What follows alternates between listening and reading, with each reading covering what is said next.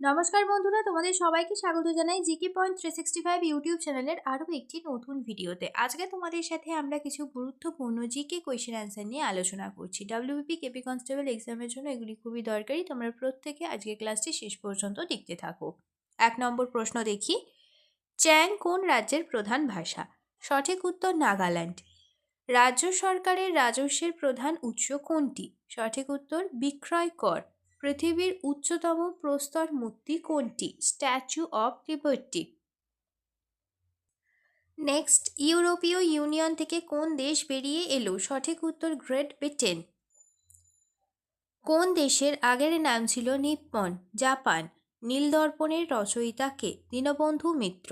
সুন্দরবন হলো একটি biosphere reserve. বর্তমানে বায়ুতে সবথেকে বেশি পরিমাণ কোন গ্যাসটি থাকে? নাইট্রোজেন। আজকের ভিডিওটি তোমাদের ভালো লাগলে একটি লাইক করো, সাথে তোমার বন্ধুদের সাথে শেয়ার করো এবং আমাদের চ্যানেলটি সাবস্ক্রাইব করে দিও।